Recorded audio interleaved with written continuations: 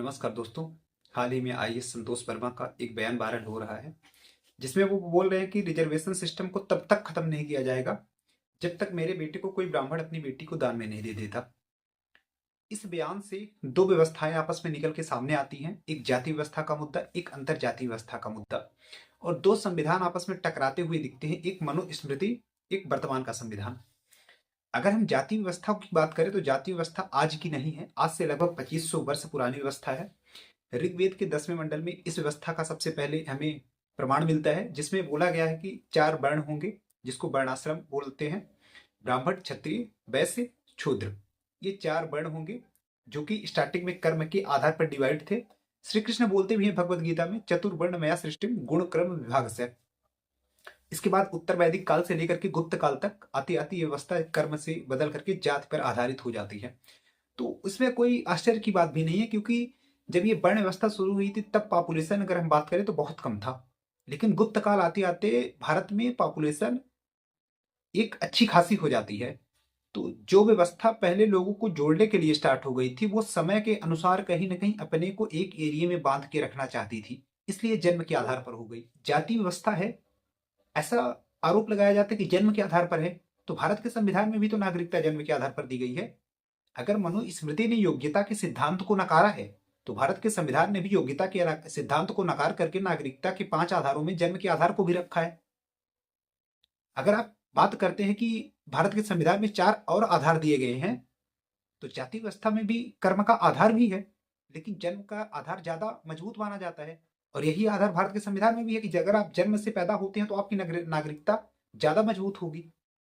अब हम आगे बात करते हैं। अगर मनुस्मृति ने 4 वर्ण बनाए थे, ब्राह्मण, क्षत्रिय, वैश्य, शूद्र, तो भारत के संविधान ने भी तो वही काम किया। Unreserved category, OBC, SC, ST, उसने भी तो ये व्यवस्था बनाई। अगर आप दोष देते हैं कि जाति व्यवस्था मनुस्मृति की देन है, तो जो वर्तमान की जाति व्यवस्था अनरिजर्व, ओबीसी, एसटी, एससी, ये भी तो भारत के संविधान की देन है। तो कहीं ना कहीं भी बोल सकते हैं कि मनुस्मृति इसी से ही प्रेरणा लेकर के भारत के संविधान का निर्माण हुआ है। आप व्यवस्थाएं देखिए। आगे चलते हैं, बात करते हैं इंटरकास्ट मैरिज की। हम इंटरकास्ट मैरिज को देखने के लिए आंकड़ों का प्रयोग करेंगे। ये आंकड़े कॉन्टिनेंट के बेस पे होंगे, कंट्री के बेस पे होंगे, और देखने का प्रयास करेंगे कि इंटरकास्ट मैरिज जो हुई थी उसका सक्सेस रेशियो कितना है और अनसक्सेस रेट कितना है। ये हम देखने का प्रयास करते हैं। स्थान है यूएसए, अमेरिका। और प्यू रिसर्च सेंटर ने 2023 में एक रिसर्च की अमेरिका में, और वो ये देखना चाहा कि अमेरिका में डिवोर्सी कितने हैं, तलाक वाले व्यक्ति कितने हैं। तो वहां देखा गया 2023 में लगभग 33% लोग डिवोर्सी थे। 33% लोगों का तलाक हो चुका था, मतलब कि 3 में से एक इंसान का वैवाहिक जीवन असफल रहा है। अमेरिका में तो कोई कास्ट सिस्टम नहीं है, अमेरिका में तो सभी मैरिज इंटरकास्ट होती है, फिर वहां क्यों ये असफलता। आगे बात करते हैं। ब्रिटेन में हार्वर्ड यूनिवर्सिटी ने ब्रिटेन में लगभग 2015-16 के आसपास एक शोध की। ठीक, ब्रिटेन में उन्होंने पाया कि 42% डिवोर्सी है। मतलब अगर आप बात करें तो हर 2 से 3 के बीच में एक व्यक्ति का डिवोर्स हुआ है। मतलब 42% डिवोर्स रेट है ब्रिटेन में। 2015 की बात है, तो वर्तमान में 50% बढ़ के हो ही गया होगा। बेल्जियम, बेल्जियम एक डेवलप कंट्री है, बेल्जियम एक खुशहाल देश है, ऐसा माना जाता है। बेल्जियम में डिवोर्स का रेट 71% है, 71% बेल्जियम में डिवोर्स है। स्वीडन की बात करें, स्वीडन एक ऐसा कंट्री है जो कि डेवलप है। हैप्पीनेस इंडेक्स में स्वीडन हमेशा हाई रैंक के साथ हाई स्कोर गेन करता है। स्वीडन वर्ल्ड पीस इंडेक्स में भी टॉप पे रहता है, फिर भी स्वीडन में 50% तलाक है, 50% डिवोर्स रेट है स्वीडन में। ठीक है, ये जितनी कंट्री मैं बता रहा हूं, यहां सभी जगह इंटरकास्ट मैरिज चलती है, ध्यान में रखिएगा। आगे बात करते हैं। 2011 में बेल्जियम, यूएसए और इंडिया को हम कंपेयर करते हैं। बेल्जियम में 2011 में 71% डिवोर्स था। यूएसए में, अमेरिका में 53%, 53% डिवोर्स रेट था। इंडिया में 2011 में 1% डिवोर्स रेट था, मात्र 1%। ठीक है, और ये डिवोर्स रेट 2011 से 2015-16 में नेशनल फैमिली हेल्थ सर्वे, है ना, एनएफएसएच ने 2015-16 में जो अपने आंकड़े प्रस्तुत किए थे, वहां पास भी 1% ही बना रहा था। लेकिन वर्ष 2021 में शुक्ला कोमल एंड भगवत सिंह राय, ये सोशियोलॉजी के रिसर्च स्कॉलर थे। इन्होंने एक रिसर्च पेपर पब्लिश किया जिसमें इन्होंने बताया कि इंडिया में कितने परसेंट तलाक है और तलाक का कारण क्या है। तो इन्होंने 2021 में पाया कि इंडिया में 11% तलाक का रेट है। मतलब जो तलाक की दर 2015 में 1% हुआ करती थी, वो 2021 में बढ़ के 11% हो गई है।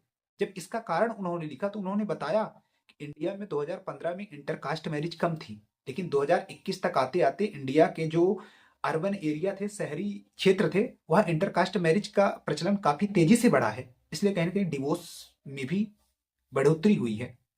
तो इंटरकास्ट मैरिज के ये रिजल्ट हमारे सामने रहे हैं, हमने देख लिए हैं। अब हम बात करते हैं क्यों किसी जाति को किसी दूसरी जाति में विवाह करने की जरूरत पड़ती है। क्या उनके अंदर इतनी पॉपुलेशन, इतनी योग्यता, या फिर इनकी अंदर क्या कमियां हैं कि वो दूसरी जातियों के अंदर अपना सुख ढूंढती हैं। उनको ऐसा लगता है कि अगर ओबीसी को लगता है अगर हम ब्राह्मणों में विवाह कर लेंगे तो हम कहीं ना कहीं हाई पोजीशन को पा लेंगे। ऐसा क्या है? सबसे पहले हम बात करते हैं, आपको पता है कि हर कम्युनिटी, हर कास्ट के अंदर कहीं ना कहीं सब कास्ट होती है, उपजातियां होती हैं। अगर हम 2011 के सेंसस, 2011 की जनगणना की बात करें तो एससी, शेड्यूल कास्ट, अनुसूचित जाति में 1241, 1241, सोचिए 1241 सब कास्ट थी, उपजातियां थी। तो आप बताइए जब एससी के अंदर खुद इतनी उपजातियां हैं तो एससी को अपनी जाति से निकलकर दूसरी जाति में विवाह करने की क्या जरूरत है, बशर्ते प्रेम विवाह को छोड़कर। ठीक। ओबीसी, ओबीसी के आंकड़े 1978 के हैं, 1978 के आंकड़े हैं। तब मंडल कमीशन बना था। मंडल कमीशन ने बताया था कि 3743 सबकास्ट, 3743 सबकास्ट ओबीसी के अंदर है। अब बताइए जहां 3000 से अधिक उपजातियां हों, उस कम्युनिटी की क्या जरूरत है अपने कास्ट से निकल करके अदर कास्ट में विवाह करने की? और क्यों ओबीसी ब्राह्मण या राजपूतों से ही विवाह करने के लिए बयान देती है? उसने कभी एसटी एससी से विवाह करने के लिए क्यों बयान नहीं दिया? इंटरकास्ट मैरिज तो ये भी है ना। क्या इंटरकास्ट मैरिज का सिर्फ इतना मतलब होता है कि ओबीसी अनरिजर्व कैटेगरी में आना चाहती है या फिर शूद्र ब्राह्मण से शादी करना चाहते हैं? भाई ओबीसी एसटी एससी में भी तो कर सकती है। आगे हम ब्राह्मणों की बात करेंगे तो ब्राह्मणों में लगभग 2000 के आसपास सब कास्ट हैं। तो ब्राह्मणों को भी कोई जरूरत नहीं है कि अपने कास्ट से बाहर जाके शादी करे। क्षत्रियों में लगभग 1500 सब कास्ट हैं, तो क्षत्रियों को भी कोई जरूरत नहीं है। जब इतनी ज्यादा सब कास्ट है, इतनी ज्यादा विविधता हर समाज के अंदर, हर जाति के अंदर है, तो फिर वो क्यों दूसरी जातियों में विवाह करने के लिए आतुर रहती है? अब बात ये करते हैं कि आखिर इंटरकास्ट मैरिज का ये जो बोलबाला है वो चला कहां से था। बात है 18वीं शताब्दी की। ब्रिटेन में राजशाही घराना था, आपको पता है। तो ब्रिटेन के राजशाही घराने में एक रोग हो गया, हीमोफीलिया। तो ये जो हीमोफीलिया था वो वंशानुगत रोग था, एक पीढ़ी से दूसरी पीढ़ी में स्थानांतरित होता था। और ब्रिटेन के राजशाही घराने का ये नियम था कि वो वैवाहिक संबंध आपस में ही बनाते थे। तो कहीं ना कहीं ये जो रोग था तो एक पीढ़ी से दूसरी पीढ़ी में लगातार चला आ रहा था। तो जो वहां के लोग थे उन्होंने सुझाव दिया, बुद्धिजीवी वर्ग ने ये सुझाव दिया ब्रिटेन के राजघराने को कि आप इंटर कम्युनिटी विवाह कीजिए, आप अपने बराबर में ही किसी अन्य में विवाह कीजिए, तो इस रोग में कहीं ना कहीं कमी आएगी। तो जब ये 18वीं शताब्दी में ब्रिटेन में ये विवाह इंटरकास्ट, इंटर कम्युनिटी के रूप में शुरू हुआ और इंडिया में आते आते ये इंटरकास्ट के रूप में बन गया।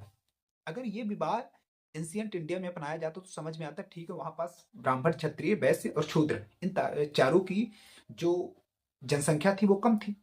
ठीक है, एक बार हम मान लेते कि कोई रोग ना हो, आपस में विविधता बनी रहे, उसके लिए इंटरकास्ट मैरिज सुटेबल है। उस टाइम पे था, वर्तमान में तो नहीं है, क्योंकि वर्तमान में आपको पता है हर कम्युनिटी के अंदर लगभग 2000 से अधिक उपजातियां हैं, सब कास्ट हैं। तो क्या जरूरत है? एक और आरोप ये लगाया जाता है कि एंशियंट इंडिया में ब्राह्मणों को विशेषाधिकार दिया गया था। तो वर्तमान में इंडियन कॉन्स्टिट्यूशन के आर्टिकल 15 एंड 16 सब क्लास 4 में क्या है? उसमें भी तो कहीं ना कहीं एसटी एससी ओबीसी के लिए विशेष प्रावधान दिए गए हैं। आर्टिकल 16 सब क्लास 4 के सेक्शन बी में आप जाके देखिए, एसटी एससी को, ठीक है, नियुक्ति में तो आरक्षण दिया गया है, प्रमोशन में भी आरक्षण दिया गया है। आप इसे क्या बोलेंगे? आप बोलते हैं कि पहले वो वंचित थे इसलिए दिया गया था, उनके पास कुछ नहीं था। तो ब्राह्मणों ने भी जब स्टार्ट किया था तो उनके पास क्या था? वो जंगलों में रहते थे, किताबें लिखते थे, ना तो उनके पास राजपाट था, ना तो वो व्यापार करते थे, ना तो वो किसी से सेवा लेते थे। और दूसरी बात, ब्राह्मणों के पास कोई विशेष अधिकार था ही नहीं कभी। आप किस आधार पर बोलते हैं कि ब्राह्मणों ने आपका शोषण किया है? ब्राह्मणों को जब जब सत्ता मिली है, तब तब उन्होंने हमेशा शूद्रों को सत्ता सौंप दी है। चाहे फिर वो चंद्रगुप्त मौर्य को बनाने की बात हो, या फिर घनानंद को नाश करने की बात हो, हमेशा ब्राह्मणों ने शूद्रों का साथ दिया है। अब ये फेसबुक व्हाट्सएप की बातें हैं, सोशल मीडिया की बातें जो फैलाई जा रही हैं जहर की तरह, इनसे आप बच के रहिए। बाकी ब्राह्मणों ने हमेशा कहीं ना कहीं क्षत्रियों का, वैश्यों का, शूद्रों का, हमेशा उन्होंने उनको सही राह दिखाया है। जब महमूद गजनवी ने इंडिया के ऊपर आक्रमण किया था, तो 50,000 ब्राह्मणों ने सोमनाथ मंदिर को बनाने के लिए, बचाने के लिए अपने सर कटवा दिए थे। जब सिकंदर ने इंडिया में आक्रमण किया था, तब ब्राह्मणों ने सिकंदर के खिलाफ तलवार उठाई थी। आप देखिए, जब मुसलमानों ने अपने पैर फैलाया, तब क्षत्रियों ने अपनी तलवारें उठाई थी। जब भारत में अंग्रेजों ने राज किया, तब आपको पता होगा कि जितने बस इंडिया मूवमेंट हुए हैं, 100 में से 80% जो लीडर थे सभी ब्राह्मण कम्युनिटी के थे। आप पंडित जवाहरलाल नेहरू को उठा लीजिए, चंद्रशेखर आजाद को उठा लीजिए, बाल गंगाधर तिलक को उठा लीजिए, लाला लाजपत राय को उठा लीजिए, विपिन चंद्रपाल को उठा लीजिए, किसी को उठा लीजिए, अरविंदो घोष को उठा लीजिए, स्वामी विवेकानंद को उठा लीजिए, दयानंद सरस्वती को उठा लीजिए, पंडित रामप्रसाद बिस्मिल को उठा लीजिए, किसी को भी उठा लीजिए। तो हमने जब जब देश को जरूरत पड़ी, तो हमने अपना बलिदान दिया है, हमने अपना सर्वस्व निछावर किया है। हमने कभी भी आपको आगे नहीं किया है। तो आप इस बात को समझिए। चलिए, आज के लिए धन्यवाद।